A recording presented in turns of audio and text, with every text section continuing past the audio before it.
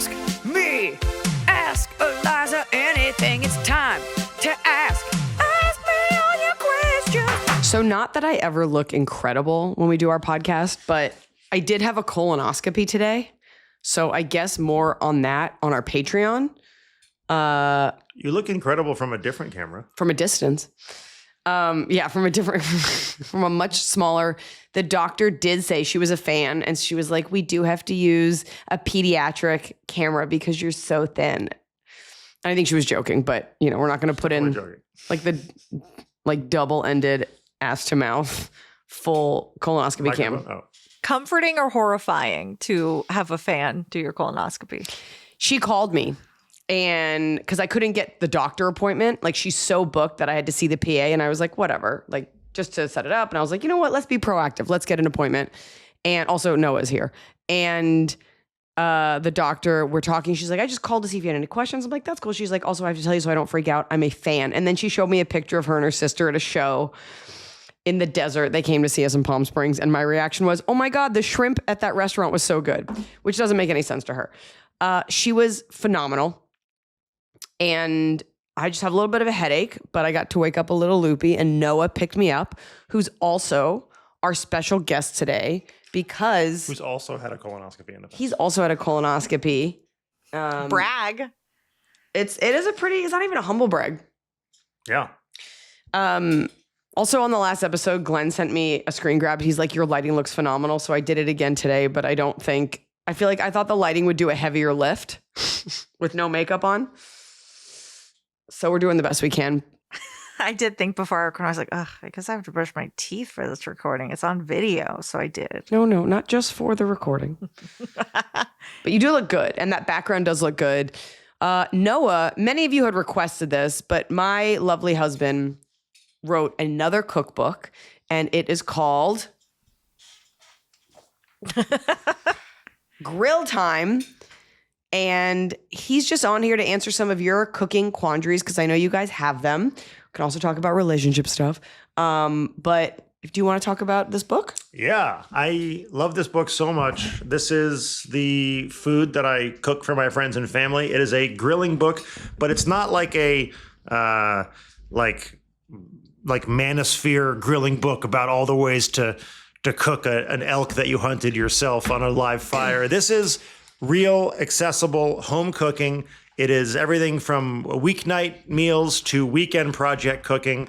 And it's got tons of everything between, big salads. Big salads, ladies. Big salads. We've got huge vegetables, but also how to grill seafood, how to grill pork, chicken, beef, all the major categories. And it's not like a shame you for having a gas grill. In fact, I talk a lot about the importance of being able to fire up a gas grill to make a quick little dinner at home. Like I've never once in my life pan-seared a chicken breast for a salad, but I've grilled one on a gas grill a million times. But also the value of a great wood and charcoal grill to be able to make like smoke grilled pork ribs, or to smoke a turkey breast you can cut into cold cuts for your kids' lunches. There's so many fun things in this book. And best of all, every single recipe has a photo. Oh, I thought you were going to say has been tested by me, which it has because I've eaten all of them. I was trying to find the one where you're holding the martinis. Oh, the grill does. Those are in the seafood section in the back. He had these like little grilled garnishes if you're a martini person. You're just going to find that very slowly. Oh, okay. It's, so there's like a classic Spanish pincho called a gilda, which is like an anchovy with a olive and some jundia peppers. And I do a version of it where I grill squid instead and grill an olive and have it with some vermouth on the rocks. And it's just a fantastic little... It's so Spanish. Cool guy Spanish. Truthfully, I've been looking for pictures of me this whole time. There's like 2 in here. It is a well, beautiful you didn't write book. The forward this time. So I did. Nobody needed that. And so I just want him to come on here because also... I feel like there's a lot of not only misinformation about food, but a lot of people that are like, I'll make food my personality. I ate a burrito in my car. And Noah is, just to brag, a food writer. A connoisseur makes it sound like I only eat the finest of That's burgers. You now. You only eat the finest. I do only eat the finest. I'm like a corn grass-fed cow. Corn Let finish. me speak to Noah's expertise from probably the opposite end of the cooking spectrum from Opposite end you, of the Noah. colon. It is I think if I heard you talking about all this stuff that you do and that you grill this, you make your kids lunch meat, I'd be like, I can't do any of that. You make everything very accessible. Thank you. So I think that's a value of these. Because I would hear that and shut down. Now I'm going to buy the book so I can learn about hot dog. Oh my God. The hot dogs in this book are outstanding. And I will say, this is for people. This is accessible. But I do think if you're a person who likes cooking and you want to up your game, that's who this is for. Someone like me, people are like, this salad only has 2 ingredients. Step 1. I'm like, I'm out. There's more than one step. I'm out. But the thing about this book that I really want to hammer home to people is that Hammer it. grilling is the way to quote the subtitle of the book, make for better, healthier, easier, and more delicious meals. It is really using the grill to make your life easier and more delicious, not to make it this whole other side project. I mean, the fact that like there's dads out there who only know how to make pancakes and know how to grill means it's not hard. Right. They're like, I can put something on it outside and leave it alone and see what happens. Well, also like fire up your little grill outside. You don't have to smell up your kitchen. Your house doesn't have to smell like fish, which is weird because you weren't cooking fish. And so we've got questions from our lovely listeners who have always been so kind to you. They have been. We're so excited. Who submitted, like, sometimes we ask for questions and we get a couple. Sometimes we're like, we want a specific time. We got more you. It's an interesting cross section of like 60s music and tennis trivia. It's 3 people. I only read 1 question. Just me having a weird competition with my father-in-law. That would be quite the episode. You two just replace me, Iliza. But we also have regular questions. What's a regular question? Like about, I want him to answer like bridesmaids drama stuff. One sugar, Oh, one we cream? want to throw in a curveball? I think we have to. People still Okay. tuned in to hear me and my point Okay. of view and my voice capture it. All right. All Okay, right. those will be surprises, but let's answer some of these How do I exciting... break up with my grill when I got a new grill? I break up with my husband because we did a podcast and I was too tired. There's one I want to start with because you were just talking about grilling and gas and however else that happens. Yeah. Anna wrote into us, "Hey, Liza, Emily, and Noah, huge fan of the pod, Eliza's comedy, Don't Panic Pantry, the series, and the cookbook. So excited to pre-order Grill Time. Noah, what are your thoughts/opinions on the electric pellet smokers? I got my dad's old I'll one handle this because because it could only fit 1 brisket. He needed one that fits 3. I've used it a few times. Sometimes we're successful, some not. I had my chicken on there for a few hours. It wouldn't get up to temp. I kept getting an error message on my screen. I made the joke to my dad that this is basically an easy bake oven for grown men because you can set it and forget it, but only if it functions properly. I want to hear Noah's thoughts on them and what he thinks the best thing to cook on it. Thank you." So, look, anything that gets you cooking, I'm in favor of. With that being said, I really don't like pellet smokers.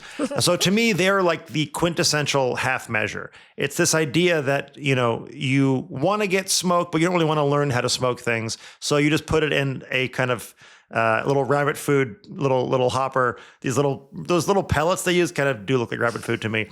And so the idea is that you can basically treat it like an oven with like that kind of chopped up, ground up wood flavor going into it. And look, I've made some good food on them before. We did a little USO tour and we were in Okinawa and they had these Traeger pellet smokers and we made some good things on them. I figured out the stuff like wings are really good on them because you can basically get the smoke and also get the higher heat.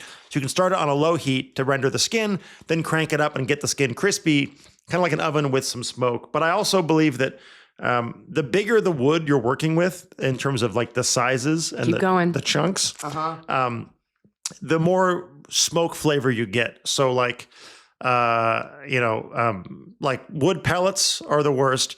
Wood chips are slightly better. Wood chunks are better. And then like logs, if you have like a real big offset smoker, are the best. So you get that real control over what you're doing versus just kind of having this little electro starter thing. So with that being said, you can make good food on a Traeger. I've done it before. It is definitely doable. And I think chicken wings are, I think, the best thing to cook on that. But if you want to really up your game, I really recommend, my favorite grill right now is called a PK, and it's by this family-run company. It's been around for like, I want to say 100 years. And they're like the level up from a Weber grill. They will last you basically your entire life. And you can leave it to your grandchildren. It's can't. like a tortoise. I originally said leave it to your kids, but then I realized that hopefully your kids are like of the age they can grill before you're dead and you can keep yours. So it's more of a grandkid thing. And those are great grills. And I can just do like wood and charcoal on those and grill some amazing stuff. Gotta have high heat for a living. I was holding on to that. What? You've just been waiting. What am I going to say? Okay. What am I going to add to that? Okay, the next You can question talk will be about how something. cool the flavors are on those PK grills. They're so cool. Made you ribs on them the other day when you were on your special diet. Because leading up to your colonoscopy, there's certain things, like you can't eat a lot of things, but you can have meat. So I was like, I guess I could only have ice cream, ribs, caviar, tuna. Yeah. So one of the things was she could only eat like certain colors of food and no skins on things. So literally I like cooked some peeled carrots and it was like, here's boiled potatoes and smoke grilled ribs from the farmer's market. And then the next night, the last night, I got invited to this event and she got to be my plus one. It was some cool restaurant-y industry event.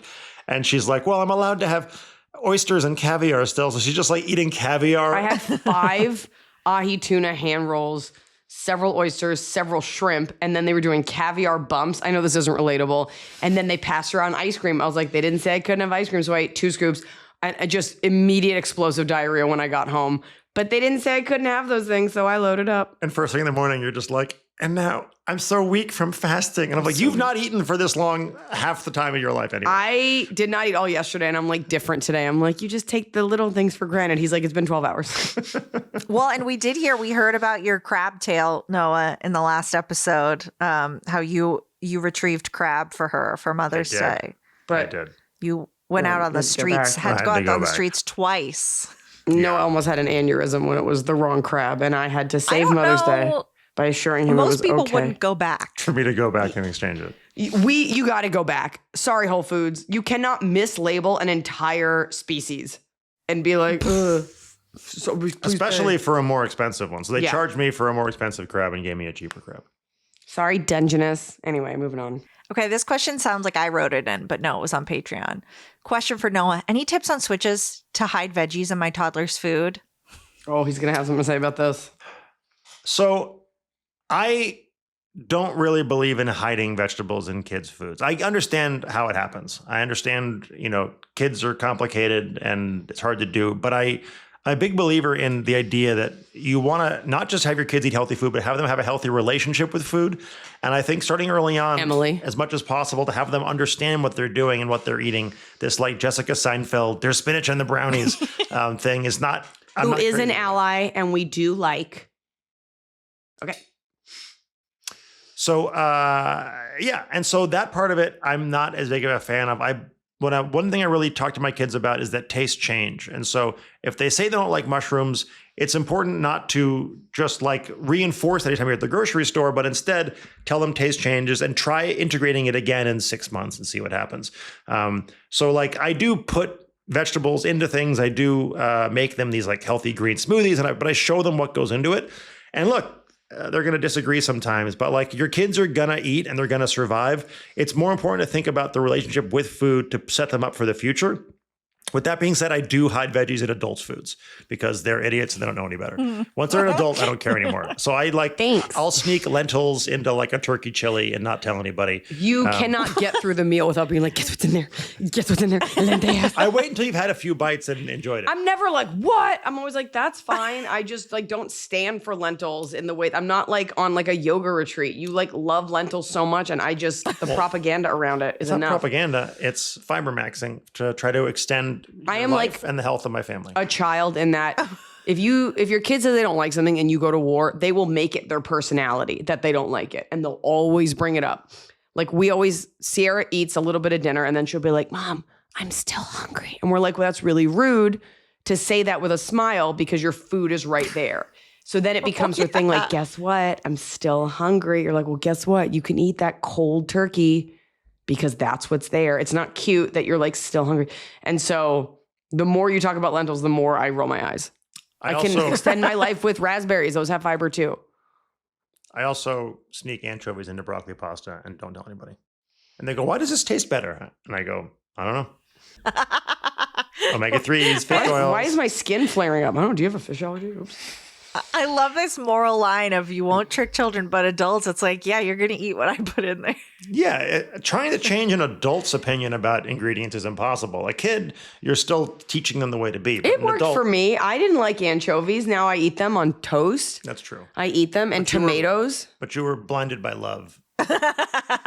Yeah. Well, I just didn't know. It seems gross. Why did you not agree to that? No, it wasn't love. Because I was thinking of making a joke, and I was like, I didn't do it. And I was like, nobody needs to just hear you. Like, backed out. nobody needs to hear me like blinded by the, like it's such a dad joke. Right? I'm just trying not to get old in real time. I got bad news for you. Well, Noah, you brought up your love for fiber. So let's answer this question from Yes. Shelly. What are the best foods for fiber intake? My husband's sister was recently diagnosed with colon cancer. Naturally, I am now freaking the hell out about my husband's and my diet. We're in our early 40s. Yeah. First of all, you got to get a colonoscopy, and I'm telling you, that little bit of propofol makes it so worth it. The bummer is that I think it's not covered by insurance till you're 45, which is Not true. I'm 43 and I got one, and it seems fine. Oh. But I also have 2 insurances because I'm in like 4 unions. You also had pre-existing tummy troubles. I didn't. So for fiber, actually, on my Substack called "I'm Legally Required to Feed You," I write about fiber a lot, and there's some studies that I've linked to in those before, and I wrote a In piece. the streets, you're known as Fiber Dad. I'm already pre-pitching that book to my editor. Please. I'm ready. There's like a whole piece in NPR about like how like when like the economy tanks, like beans go up in like popularity, and I'm like, I've been in these streets. But Been on that bean. but with that being said, so some of the top ones you can do, like the best one possible is split peas. Split peas are super duper duper fiber dense. And it's not a pea that you split in half. Just so we're kind of like the kid gloves from the last episode. Like it's not what we think it is. Did I tell you about the kid What gloves? is it? Yeah. You asked me what I think kid gloves are, and I said I thought they were like big Mickey Mouse gloves. Right. That's what we thought. What's a split pea? So a split pea, it's like a legume, like any other, like a pulse, if you will, From Croatia. like a lentil. And they're these little green dried legumes. They look like red lentils but green, if that makes sense. And it's like you make split pea soup. And they get this beautiful texture to them, and they get soft. You can cook them with a ham hock. You can cook them with all kinds of different things. And split pea soup is a delicious, delicious thing. You can kind of turn it into like a condiment bar for your kids, and they get to put all their cheeses and crackers and whatever else on top, and sour cream or yogurt. And that's a blast. I also have a split pea. It's a blast, folks. I also have, I think, the only split pea soup in the history of a grilling cookbook in my cookbook. Grill Time. It's a charred broccoli cheddar split pea soup, and it's delicious. So split peas are a big one. Raspberries are a really high fiber one. All lentils are great. Beans are great. Yeah, lentils, raspberries, peas, Broccoli. also regular peas. Broccoli, pretty good, but not like. Oh, really? It's good, but it's not like as good as legumes. And then also one of the things that gets me is that all like the high fiber ingredients out there, all those like fiber bars you can buy, usually have a ton of sugar in them. And so I even on my Substack did the Fiber Dad cereal rankings, and I went through the most like dad cereal options ever to find the cereals that were the highest fiber with the lowest sugar. And so a great one actually that's like super available is shredded wheat, like classic old school post shredded wheat. What about our favorite on this podcast? Ezekiel? No. Oh. It's the kashi. It's that kashi Garian crunch. It's a little higher in sugar, but it does have a lot of fiber. We know. But then there's like other ones like Fiber One that you think, oh, look, low sugar, high fiber. But guess what?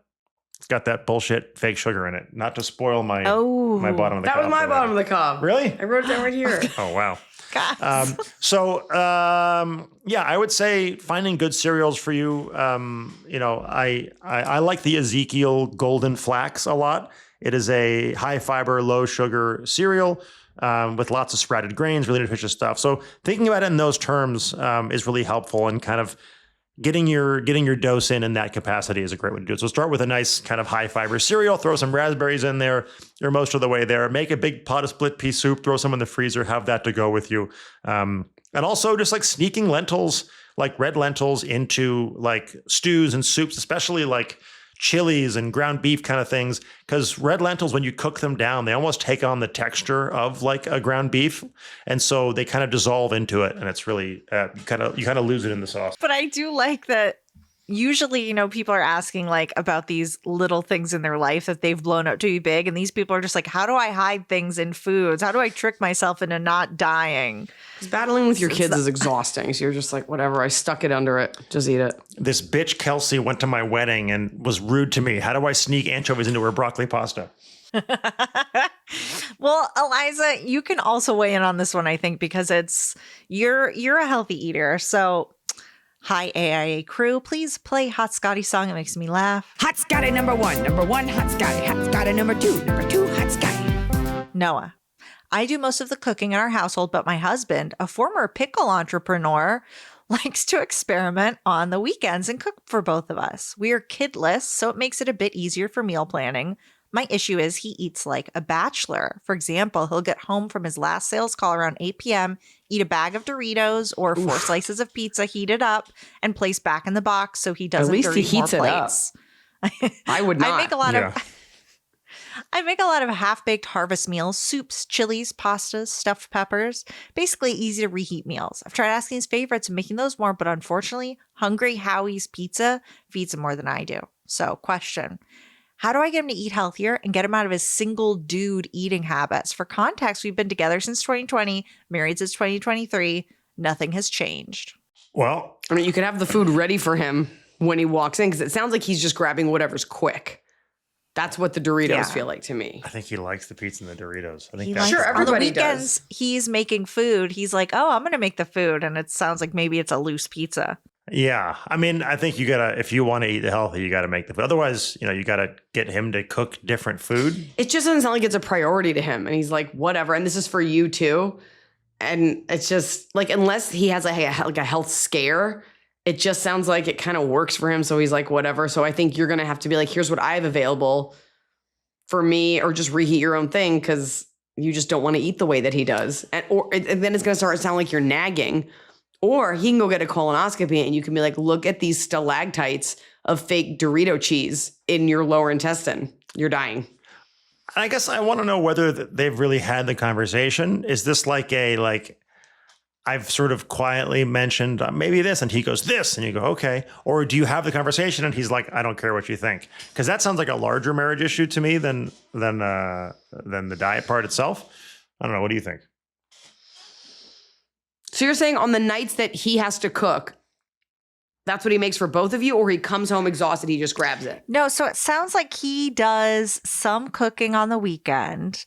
All right. But I'm going back. So on the weekend, he likes to experiment and cook for both, but he eats like a bachelor. So they don't specify if he's eating like a bachelor on their weekends when he cooks, but just in general. It's also a turnoff. Like, it's kind of gross to see a guy eating like that. And usually if you tell a guy that something's a turnoff, he'll like move heaven and earth to fix it. But I also wonder if there is something to be said for like the slowing down of a nice meal and like lighting candles, like making it more of a thing. Like once you see the light, for example, when I started dating Noah, I'd be like, I'd do my sets. And then at 10 o'clock, I'd be like, let's go see who's open for sushi. Let's go find tacos. Let's go out. And he was like, hey, question, civilized man, have you ever thought about sitting down and having dinner and then going to work? And I was like, no, it never occurred to me to feed myself before and then do the work and not eat a bunch of greasy food late night in my car. And he started like making dinner at like 6 o'clock, and then I'd have a full dinner and arrive at the club fully nourished and not starving for whatever it was grabbable at 11 o'clock. So I wonder if it's more like, I'm sure he grew up eating that way, but if you could show him how nice it could be, which is what women are great at doing, which in this case is what Noah did. All your fans are like quietly thinking back and doing the math and being like, and that's when she got less rageful on stage. More approachable. Okay, let's do, you know what? I love Noah. All of these questions are so specifically, I know you're about to give a thesis on every one of them. Let's do easiest. What is the easiest thing to grill for a newbie to grilling? All proteins are on the table for me. None off limits.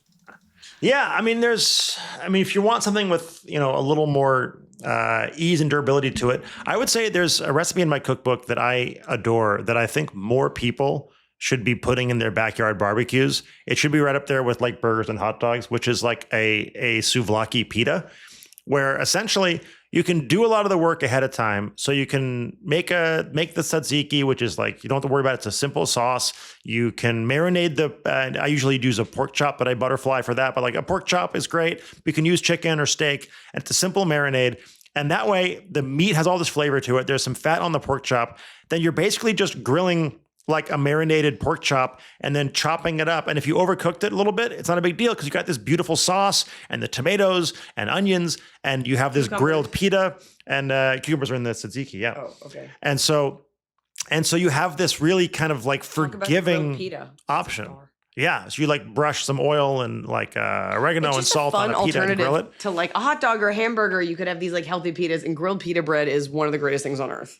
And it's just an awesome way to do it. And it's again, like super versatile because it's harder to dry out. And even if you do dry it out, it's got sauce, it's going on a pita. It's basically a kebab. Yeah. And it's a really cool thing to do. And I just find that like, if you do the prep in advance, then the grilling is the easiest part. And then you kind of get your reps up and do that kind of stuff. But then also like simple vegetables like broccolini is really easy on a grill. Asparagus is really easy on the grill. And then honestly, a piece of fish is one of the easiest things to grill. There's a trick I do in the book where you just take this lightest veil of mayonnaise. I hear the mayonnaise haters out there complaining about mayonnaise, but you won't taste it. Brush it on like a Da Vinci paintbrush stroke. And then what it does is it makes the seasonings adhere to the fish. It also makes the fish nonstick on the grill, and it makes it brown better. So you just put that on a grill, don't touch it, leave it alone. Once it releases by itself, flip it over once, and that's it. Okay, we need your help then. Our friend Shelly has another question, which is, I'm a pescatarian, want to learn more about seafood sustainability, mainly what is a safe kind of seafood and where should I be getting it from? Any red flags to look out for? And she says, thank you so much for your time and knowledge. Chag Samiach. What's that? Oh, Chag Sameach, which there we've we already go. passed the holiday, so whatever. Well, this is from Borat, right? we've been gathering these Yakshimich. questions. Also, I've tried to disseminate this information, and I'm always kind of like, there's other fish you can be eating, and people are like what? And I'm like, other fish? Ask my husband. That was your introduction, was to ask my husband. So two things to think about to me on this one. One is that it's really hard to know what's sustainable, what's not. You download the Monterey Bay Aquarium app, and it's really confusing. The Monterey Bay Aquarium app. It's very confusing. But the main trick is the United States is the best country in the world at regulating its own seafood. Not what we import, but what we catch and farm ourselves. So if you go to the grocery store and you see there's fish in the fish section, in the fish aisle, whether it's in the freezer or fresh, and you see there's like shrimp from Thailand, Mexico, and the U.S., just buy the U.S. shrimp. It's not a perfect system, but it is by and large going to get you most of the way there. And so that's any seafood. If you buy caught in the U.S. or farmed in the U.S., it's generally going to be more sustainable than anywhere else in the world. The other thing is that there are certain things that are especially good for the environment. And the more you buy them, the more you drive up demand for them and hopefully increase farming. And that is basically bivalves. So it's like particularly clams, mussels, and also scallops are incredibly good for the environment. They can be grown in vertical ocean farms, so they don't impact the ocean. And in fact, to do the opposite, they heal the ocean, they improve filter all the water, and they improve the quality of the water, and they improve the quality of the soil, and all this amazing stuff. So in your wildest dreams, you should be cooking, all clams. the things you want to eat: clams, mussels, scallops, uni, and they're delicious. Oysters.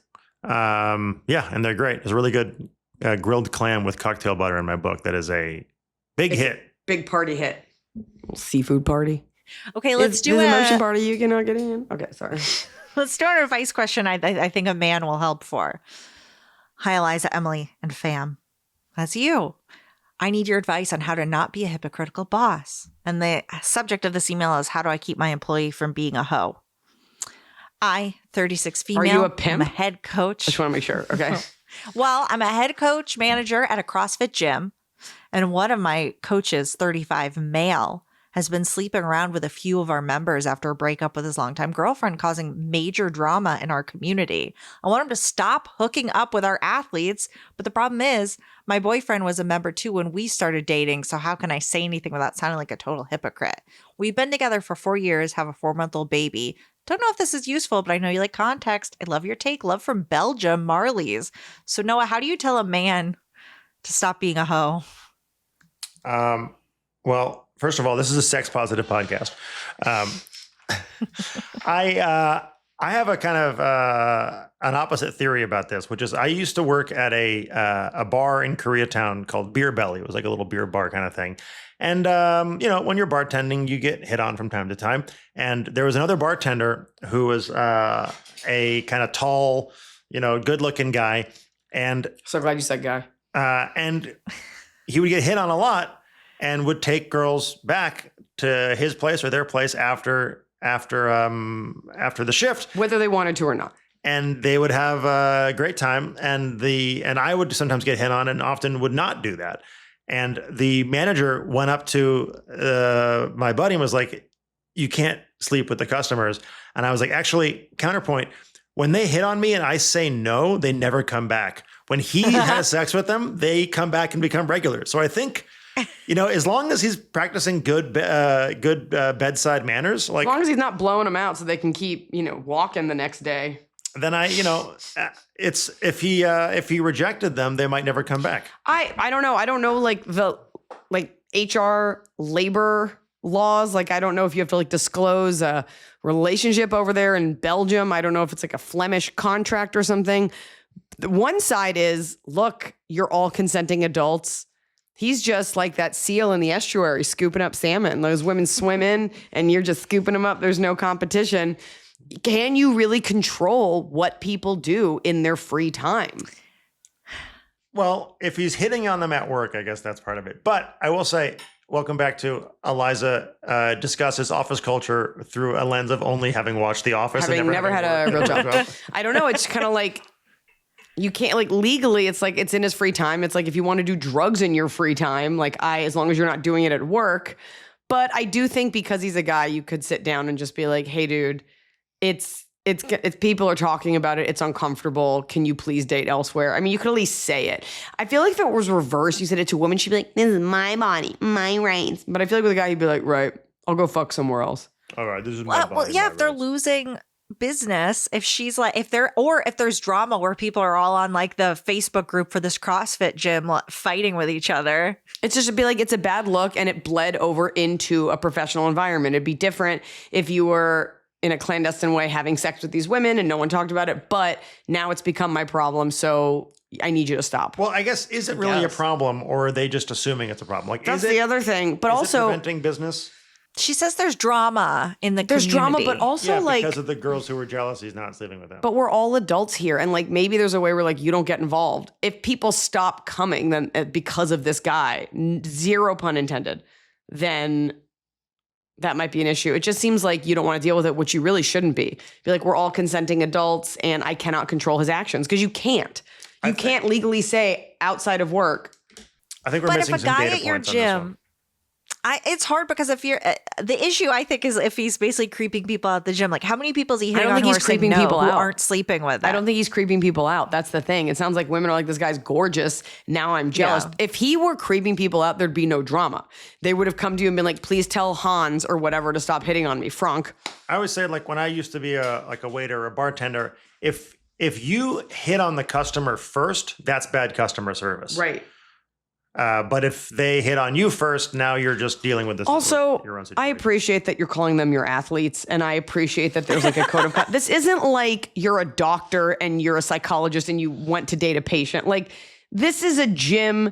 I know it's a way of life for people. Let's not overstate the professional connection here. You're not a licensed there. It's a gym. Yeah. So I think you need to just give yourself a break. They came in to have their question. How do I do this at work? And we're like, you're doing You're it not wrong. real. I'm just saying, there's You're professionalism, fine. and then all right, you're flipping a tire. It's outdoors. There's Show no us how HIPAA hot- violation here. Show us this man. Yeah, show us this man. Show us this We Flemish wanna know. hottie. Yeah.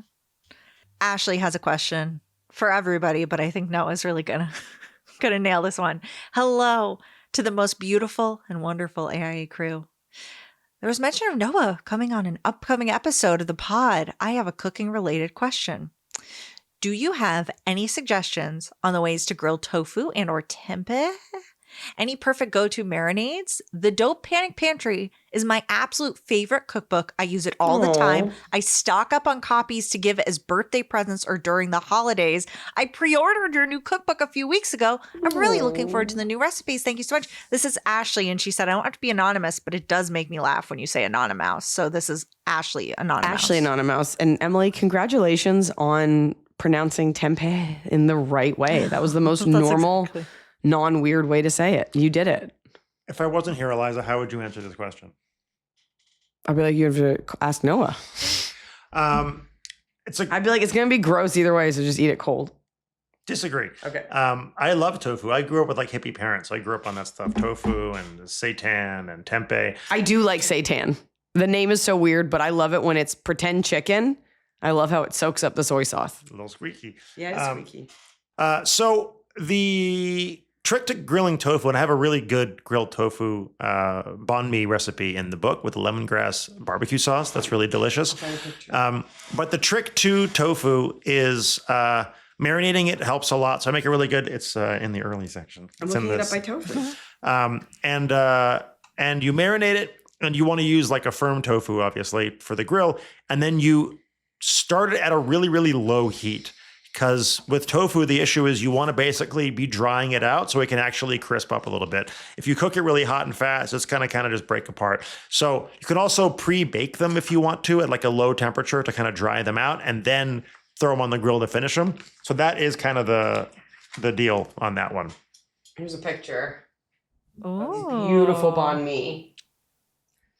And and so I do it with this lemongrass barbecue sauce. That's a lot of fun. There's a dad hack in there. And yeah, so that's the trick to tofu is kind of starting out low and slow to dry it out, and then you can increase the heat later. It'll get kind of crispy. But yeah, of all things, it's funny that like the things that need to be low and slow are like a whole brisket or soybean cakes. Ugh, yeah, that's a combo.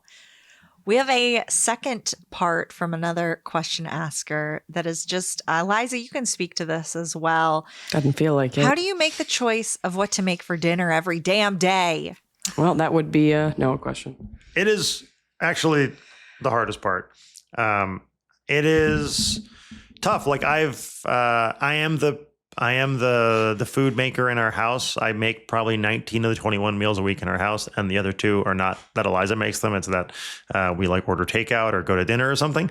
So it's tough. There's 20. I guess is that 3 meals a day for 7 times 3? 7 days Yeah. a week. You did do that math fast, Noah. You just had Because he 21. had that in his back You just pocket. He's knew like, it. one day I'm going to tell her how many meals I make. I made my own toast today. Don't need you. So it's tough. It's and it's, it makes me really appreciate the families that have like 4 back pocket dishes they make every week, and they know that the I thought you were kids going eat to say it. the families that have a chef. Makes me really appreciate families with money. Anytime you make a meal that kind of hits all the quadrants, that is like everyone likes it. It's filling. It's nutritious. Like when you hit all those things at the same time, it makes me very, very happy. But it's tough. And like, especially with kids, taste changes all the time. So Noah's always like, yeah, you could never imagine that you might be hungry later. I'm like, I'm not hungry now, so I probably won't want to eat ever again. And so it kind of is left to me to make all the decisions and plan out what we're going to eat throughout the week as best I can. And it's hard to do. With that being said, I think that finding dishes that fit into your schedule, things you can make ahead, things like stews and soups, freezing things, like making a larger batch. And then rather than having to worry about like, now I have all these leftovers to eat, have it for dinner that night, freeze the rest, and then wait and have it again in like 6 weeks when it sounds exciting again. I think a lot of times people sit around and they're just like working their way through leftovers unexcitedly and they're bummed about it. I say wait until it sounds fun again, and then break it out of the freezer, defrost it, reheat it, and now you've got like a beautiful sauce or a soup or any kind of number of things like that. But also in Don't Panic Pantry, your whole thing is about pantry staples. What? I'm excited. Yeah, it's things that you should just have on hand, like dried pasta, and that's the one. But just things that you can throw together. But also there is a skill to it. I'm always so impressed when because you have such a complex understanding of flavor. Like I know one condiment that goes on sandwiches and it's not even mayonnaise, it's mustard. And anytime you do like an Italian sandwich with peppers, I'm like, oh my God, I never thought about it. It isn't ranch. And so having things on hand that you can transform into other things, frozen chicken breasts, chicken stock, vegetable stock. I know you got a lot of crab stock that no one's excited about but you. But having those things so you don't have to go out. The amount of times he just like scrounges around in the deep freezer and comes up with something incredible. And, you save $100 by not ordering Uber Eats. Yeah. Every time you look at the Uber Eats stuff, it's like, it ends up being like, do you want an hour for sweaty spaghetti? That's going to be, $115. And so if you stock your pantry appropriately in your freezer, you can make dinner that's better, faster, healthier, cheaper than ordering takeout. I feel like I made something the other day. Maybe you weren't here. Oh, this is going to be the hardest part of this. Stay tuned. And also subscribe to my Substack to learn about what to cook. But I'm going to have a little series called like Letters from Home, I think. Can I write your Substack while you're away? I want to like have you sending in reports to know like what my kids were eating while I was gone. It's going to be a lot of chicken. Okay, let's expand. In the thing. In the thing? This is going to help. This is going to help Iliza too, because Sabrina wrote in and she greeted everyone. She said, "Hi, Iliza, Emily, Noah, Hot Scotty, Glenn, Tianfu, Sierra, Ethan, Rizzoli, and Hiles. I am so excited that Noah is returning to the pod and about his new cookbook. I'm a mom of almost 2 boys. I have a toddler who will be 3 at the end of May, and I'm due with almost number 2 boys. end of June. Like it almost The second one is we're not sure cooking. what it is. Okay. Me and my husband, 29 and 30, work full time. My schedule is a more traditional 9 to 5, whereas his is more of a second shift/weekend schedule. All of this to say is we are rarely all eating at the same time. Do you have any advice for ingredients or meals that are good as make-ahead items for a busy family? I have some time to meal prep on the weekends, but generally have limited time to cook during the week as I solo parent every night after work. Oh, Thank you for all your content. a lot. Iliza, this podcast and your specials helped me get through a very hard postpartum period with my son. I'm forever grateful to you and the entire team. So thank you. she should batch. What should she batch? Lasagna. There you go. I think of things, I shouldn't answer this, but like that you can like batch make, not meal prep, but like what can you make on a Sunday that you can go back to all week? Lasagna. You can reheat spaghetti, chicken soup, because you can pull the chicken out, you can feed it to your dog, you can do all these things. What are some other, what? I probably wouldn't my God. eat spaghetti all week. Okay. But what you can do though is make a sauce that you really like, and then be able to just cook. Because cooking pasta in boiling water takes 15 minutes. So that's a quick one too. Is you can basically have a sauce that's ready to go. Freezing stuff in advance is a great way to do it. So making a big batch of sauce. We talked about split pea soup. The aforementioned fiber loaded split pea soup is a great one. Also, there's some stuff that you can do like make all the fixings for like a big like sheet pan roast chicken with vegetables, and like get that going, seasoned, put it in the fridge on Sunday, and then when you get home you just throw it in the oven, and that's a good one to do also. How about desiccating a chicken? Yeah. So if you want to like roast a chicken or even to cook a steak, if you salt it and leave it in the fridge open like 2 days before, it actually the salt seasoning penetrates all the way through. It dries out the skin to make the skin crispier and better, and it loses all this kind of unnecessary water. So it becomes a better way to season stuff in advance, and it keeps it from going bad in the fridge longer because now it's salted. So that works really well with like whole chickens, chicken pieces, and with steaks. So yeah, a lot of that stuff. I mean, I think things that reheat well is like a big part of this. So soup, stuff like that. Salad dressing is a great one. You can have like a big bag of like, a pre-made, pre-washed lettuces in the fridge. And then just basically have a dressing ready to go. Pasta salads are an easy one too. I do one in the book that's like a grilled sausage and peppers pasta salad. That's really good. What about cooked potato? Potatoes, cook them? Yeah, you could reheat a baked potato if you wanted to. Purees work really well, like a cauliflower potato mash. You can reheat really well. Or you could do, I call it I do it Thai style, which is you order $75 to $100 worth of Thai food on a Sunday night, and then during the week you just mash it up with rice and and soy sauce, different culture, all together in a bowl and just eat it over the sink like slop. And it'll get you going. It'll get you where you got to go. Was the baby eating that too? Yeah, as long as it's not spicy, they'll be fine. They love noodles. Also, one of the great tricks to cooking quick is getting a wok in your life and learning about that kind of cooking. You can make dinner in 10 minutes if you kind of have your ingredients prepped out, and woks are they're the best. Why?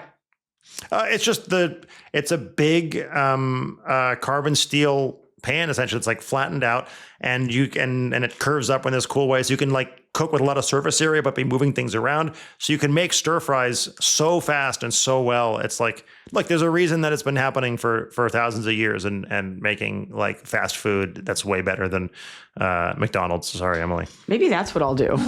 Sorry, You're gonna I make don't stir learn. fry? I can figure it out. A billion people figured it out. I can figure it out. Yeah.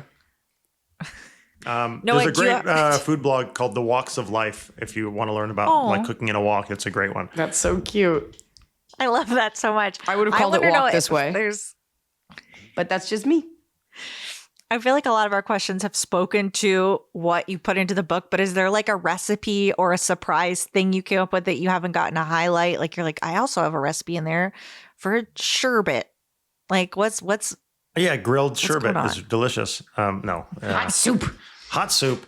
The truth is, I genuinely love all the recipes in this book. One of my favorite ones in the whole book, actually, it's a vegetarian dish. It's these smoked potato tacos, and you do it with. Those are so good. You do it with a like wood grill, and you push the wood and charcoal to the side, and you get to do this kind of 2-zone cooking, and you get to smoke potatoes. All right, hold on one second. Who's coming for us? Who's feeling left out? It's this way. Hi. Ben can block her face out. Come here. She wanted to give me this flower. That was Here, nice. here's a question. What's your favorite thing that Daddy makes to eat? My favorite thing that Don't touch it. Daddy makes me is broccoli with steak and rice and beans. Pretty good dinner. Wow. That's a good. You like steak? And broccoli. And then what does Mommy do with you when the sun is setting? What do we have? A cocktail hour. We have a cocktail hour. I have a question. What does Mommy make for dinner when Daddy's out of town? I don't know. What's your favorite thing that Mommy makes? Cucumber with carrots and rice and beans with steak. Mommy makes that? I make that for you? I know. No. What does what's your Mommy thing that cook? Mommy cooks. Mm-hmm. What do you like to eat when you're on the road with Mommy? What do we eat? Don't. I like to eat snacks on the road, and when we're at the hotel, I love being nice to Mommy and going to sleep. Oh, you love being nice to Mommy? And eating snacks, and I want to go to sleep every day. If it was up to you, what would are you you eat saying? meals or just eat snacks all day? I want to eat real meals too. Real meals too. Oh, and where's your favorite? Where do you want Mommy to take you? Where should we go on the road? San Jose. Something about San Jose, folks. She always says it, and I don't get it. Go to Iliza.com/tour. I'm not going there this year. We already went. Okay, bye, baby. Go to Iliza.com/tour. No, you gotta go. Please don't be weird. You gotta go. We're Put your almost flower done. I back. gotta get back to work, okay?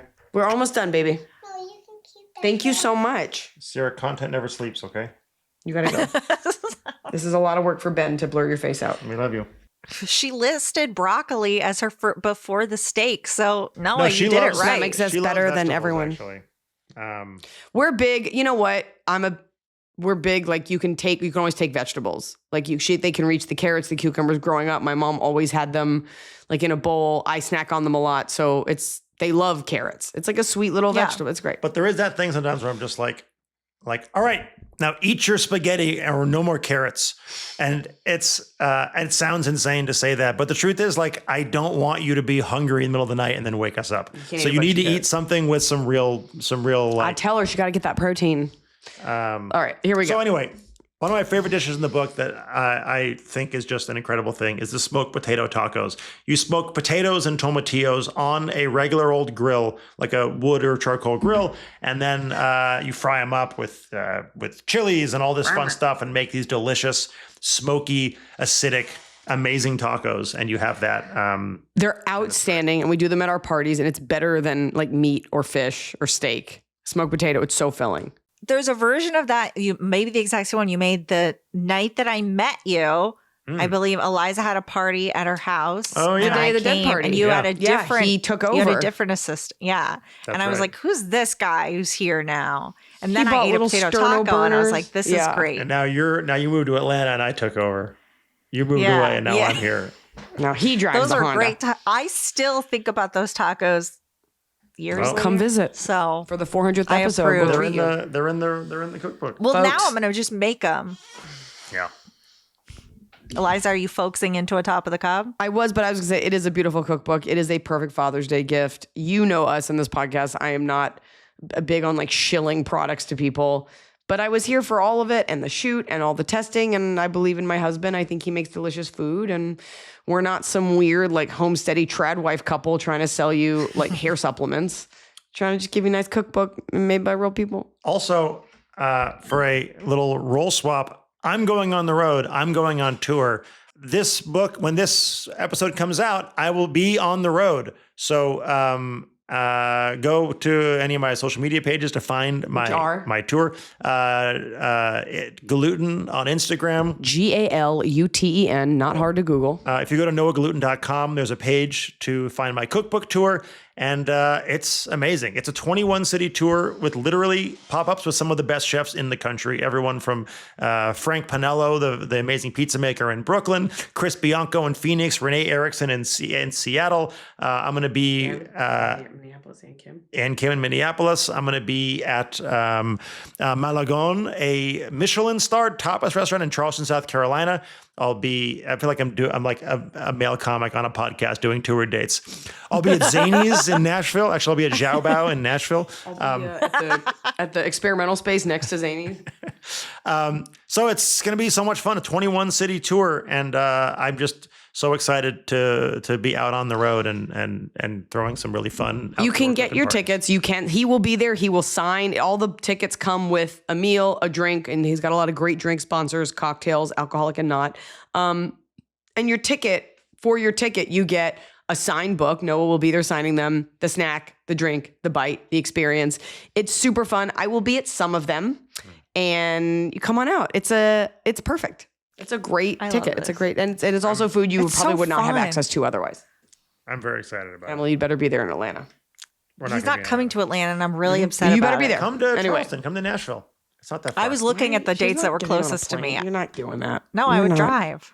And they can pre-order grill time from the same site, now you the can same order social from anywhere. media. It's live. It's up and at 'em. But we do encourage. Encourage independent bookstores. As always, Now Serving is my local bookstore here in LA. That you can come to. You can order online from them. But at the end of the day, buy it from whoever gives you the best deal. Which means by the time this book comes out, probably it's Amazon. Top of the cup. I said it. It's the top of the cob. We're doing it right every day. You just take a bite, top of the cob. Okay, so top of the cob. We're not going to do a fan one because we have all of us here. Okay. You go ahead. Okay, because my top of the cob is not cooking related, but it's Noah related. My top of the cob is Am I your when top of the cob? when Iliza speaks specifically about a movie, whether it's Papillon, or Pillion. Send Help. Pillion. Definitely not Okay, that's about what a it is. puppy. Or Send Help, or whenever she mentions watching something, I just know, I'm like, Noah chose that. He put that on for her. And I love that you're giving her that important culture. And it makes me happy because I just know. I got to show her your Letterboxd review of Send Help, and that was very exciting. She said that she saw, and I was like, what did I say about? And I went and looked, and I was like, oh, yeah, that still stands. Linda So. Little. It's a really fun movie in case you guys are into horror comedy. It's less horror, really more comedy. Put your mouth where the mic It was fun is. horror and very gory in a very fun way. Yes, but I just love you guys together, and I just know there are like the parts where you cross over, and I know Noah's the movie guy, the cinemaphile, but not in a douchey way, and it just makes me laugh when I'm like, oh, Eliza's has such Just a so we're different clear, life. it is cinephile. I went to film school. There's not cinemaphile. no. All right. Noah, That was Eliza. I went to film school. I did go to film school. Fuck you guys. I actually forgot my top of the cob. Okay, while you think of it, I will tell you my top of the cob is dedicated to Noah. It's very small, and it was something I didn't know, but who knew? He's Italian and Jewish. You can put Parmesan cheese in chicken noodle soup, and it is outstanding. And now I kind of can't eat chicken noodle soup unless I'm sick, because you don't eat cheese when you're sick, without grating fresh Parmesan over it. And it just gives it that nutty little salty zip, and I love it. Never thought about that before. My top of the I've been cob. married 8 years. That's my top of the cob for you. My top of the cob is cooking outside with your like kids running around and playing, like a weekend or like an early evening when everything's chilled out and you get to grill outside with the kids running around. Where am I? Maybe Where's me? I said the family's there. I said the whole family's Are there. you running around? Where am I? You're there. You see You're me in usually. fantasy. It's not a fantasy. It happens all the time. Where am I? You're usually probably inside finishing a podcast. Probably talking to Emily. And so that feeling of like being outside in the beautiful weather, the sun is setting, you're maybe having a beer or drinking a can of Spindrift or something, and you get to just like cook and the kids are playing and you can listen to music and have a good time. That's my top of the cob. Bottom of the cob. Okay, I guess Ben can just cut Sierra's face out of this. Ben will- Sarah, yeah. Please. She can't be governed. All right. Sarah, Oh my god. I asked you not to do this, Sarah. Oh my gosh. Oh no. Like, what's up, guys? And we're back. Our daughter, I was like, yeah, she can come in. She's cool. Within 5 seconds, her foot had hit the thing, the power went off, the camera went off. Like, kids just bring like a trail of chaos with them. Like all that was missing was Ethan crying. That was wild. All right. We're talking about Okay, bottom of the cob. I'll start. Did you do your top? Oh yeah, the grilling with that one. Yeah, where I he wasn't loves involved. his Yeah. family. He loves his beautiful family. I said family outside. Are you not in my family? yeah, who are you? What? The kids were running around and I am. The family's out there. The kids are running. Were you running around? Yeah. It's real pastoral. Oh, my bottom of the cob is your reaction to my top of the cob. My bottom of the cob is what you said. Give me the reaction. You meant it when it came. My bottom of the cob is I know I'm doing something bad. I bought a Circle, which is cartridges that you can technically recycle where they're allowed to be recycled, and they go for 10 bottles, and I'm drinking so much water. Flavor great. drops I don't like. This has it built into this thing, and this is like goes for 10 days, and then you replace What's in it. the thing? It's a filter. So it's plastic with foil, and if you crack it open and take the foil out, you can recycle the plastic at certain places. So it's not perfectly, it's like 80% recyclable. So I know it's not perfect, Like, but I'm hoping you can't put a filter in your house in your water. this is flavor. They're all different flavors. This is Oh. watermelon grape. Oh, it's like a vape pen for water. Yes. So I'm hoping, like people who smoke cigarettes, I'll have enough vape waters. I'll not need the sugar because there's no sugar in it. I won't need the sugar from the Cokes, and then I'll drink regular water. Like I'm weaning myself off, but I know I will tell you, Yeah, I'm not joking. I think you look thinner.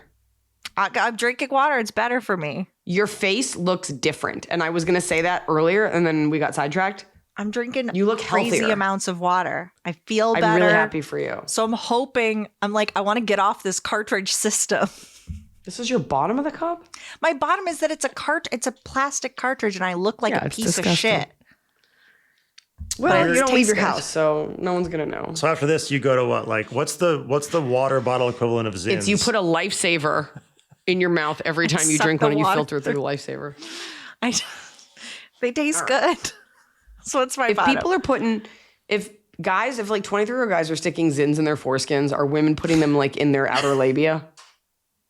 I didn't know the Wouldn't that be a first quick one. way? So Well, that's because you're not on Instagram like I am. you're on the bad part. You're on Okay, Instagram? you They guys think I'm do one of your. them. My bottom was very tangentially health related. So now you guys do Okay. your bottoms.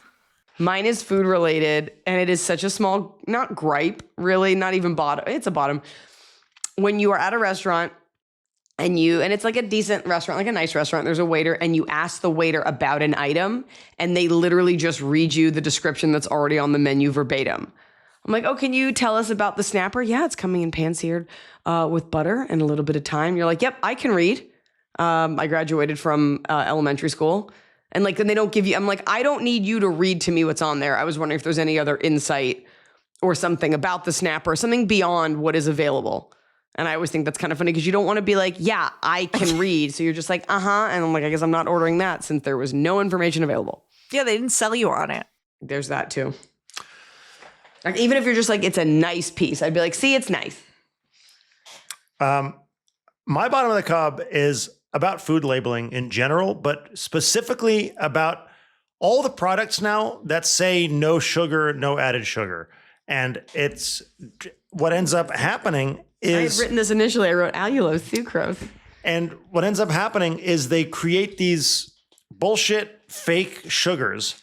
So you'll see like, zero sugar Gatorade, zero sugar cereal. And my thought is, great, they finally made a product that has the things I want in it, but they didn't put all the sugar into it. And instead they put all these fake sugars that are bad for you in other ways that they don't have to label as sugar. All these monk fruits and alluloses and sucrose. Evaporated cane. Well, that is still sugar. But it is still sugar. But they make you pretend that it's not sugar because they call it evaporated cane juice, which is, by the way, how you make sugar. And also, the stevias and Splendas of the world. And all these things, like that poppy soda that's supposed to be good for your gut health. But guess what? Stevia is not good for your gut health. So you're saying it's no sugar. So it's this thing that happens to people. You would have to drink so much probiotic soda for that to make a difference. You'd have to drink like cases of it. And what ends up happening is I think people get so focused on what they're not eating that they don't pay attention to what they are eating. And so like how much pea protein are we supposed to be eating in our fake burger meat? Like I miss the old school garden burgers of the day where it was made of like mushrooms and vegetables and like barley, and they form it into a patty and it doesn't sizzle on the grill because it's a bunch of vegetables. Like these fake things to make you feel better about what you're having because you're not eating something, but you're eating something else that we've never had in the history of humankind in our bodies. And I think that it's not great. So same with like oat milk. Like if you don't want to drink from a cow, so you want something from the earth, great, but don't drink almond milk because you think it's better for the planet because they need a lot of water for those almond trees. And also, if you're going to do it, make sure it's just the oat, the almond, salt, water, not a bunch of stabilizers that maybe wouldn't be in the milk. It's just things to think about. And people get very angry when you come for their alternative milk, but just think about what's in it. So. And there's a long history of this stuff, in like, I think it was the 50s, they, this whole idea of like trans fat and all these things started developing, and people started creating like Crisco and all these like, I can't believe it's not butter, all these fake things, because they thought that the butter was the issue and all the other things happening in the world. And so you start to create these alternate lanes to replace the thing that we think is bad for us. And like the idea that non-fat milk is better for you than whole milk is just abjectly not true. And so read labels, eat real food, cook for yourself, and buy my book. Everyone else. And buy the book.